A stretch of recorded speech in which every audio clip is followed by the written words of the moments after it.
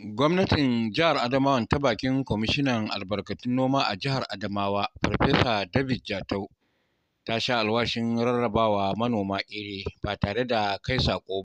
Muna jiran lokaci ne kawai takis sai mu fara raba kayan nan. Kuma yadda za mu raba kayan nan, za mu kai ma ƙananan manoma har inda suke. Ba za mu sake aiki wani da shi ko ya je ya wuce da shi wani wuri ba. Shi ne wani mataki ɗaya da muka zaɓa wanda muna so mu cimma buri ma mu kada mu yi irin na da ana zama da kayan. Shi kuwa mashawarci na musamman akan harkokin noma da ƙananan sana'o'i ga gwamna Ahmadu Umaru Fintiri, Alhaji Usman Abubakar wato Manin Gurore, ya tabbatar da cewa za a ƙara wa manoma ƙwarin gwiwa ci gaba da bunƙasa harkokin noma a jihar Adamawa. Da ƙarfafa ma manomanmu gwiwa da ƙirƙiro yadda za a nomi iri a tallafa ma ƙananan manoma. A nan ina godiya sosai don shekarun baya muna shan wahala a harkar iri. Yau iri ya dawo har kusa da gidanmu. Kuma kullum ina magana akan harkar noma, ina cewa manoma mukan sha wahala a harkar noma domin rashin samun ingantaccen iri.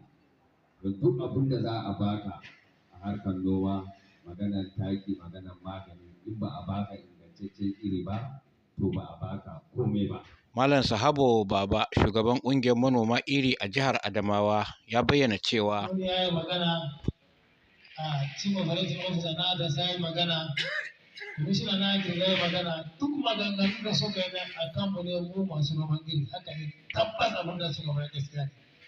Abin da ke faruwa shekara 6 ko 5 da suka wuce, ni ina ɗaya daga cikin waɗanda IITA ta koyawa yadda za a nomi iri. Mu Adamawa mu 860 a cikin local government guda 7. Muna da cooperative guda 43. Maganar noma iri sai dai mu ma yanzu mu je mu koya ma wasu. An koya mana mun ƙwarance, mun amfani, mun samu ribarsa alhamdulillah. Hakimin cikin garin Jimaita na Riko Muhammad Cibado ya gabatar da jawabi kamar haka. Ina matuƙan farin ciki. Na san mutane guda 3 wanda suka taso suka yi magana. Shekara 10 an gansu na fasa kiba amma ni sun fi kiba. A sai a kawai sabuwai ya fallasa su. Don haka a gasa talla muna matuƙan go. Wasu daga cikin waɗanda suka halarci taron sun bayyana fatarsu kamar haka. Mun zo gida, abin da ya kawo ta yaya za mu taimaka mu junanmu da ƙarfafa harka ta sana'an nan kuma ta noma. Mun zo da tsari tare da abokan tahiyar mu others ta yadda za mu taimaka ma jiha da mu kanmu ta samun sana'o'i wanda muka zo muka haɗaka da su, sannan muka samu groups cooperatives wanda mu muka yi setting su muka sama musu certification saboda su yi wannan sana'a ta noma. 1.3 ton ɗin nan sun yi producing 81 ton.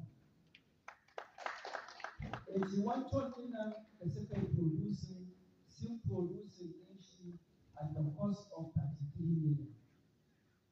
Taron ya haɗa hancin ƙungiyoyin manoma da dama da suka fito daga sassa daban-daban da ke faɗin jihar Adamawa da suka haɗa da Rifan, Nekas da dai sauransu, inda aka baiwa manoma 51 waɗanda suka fito daga ƙungiyoyi 41 iri wato foundation seed a turance da za su je su noma iri domin sayarwa manoma waɗanda suka fito daga ƙananan hukumomi 8 a jihar Adamawa.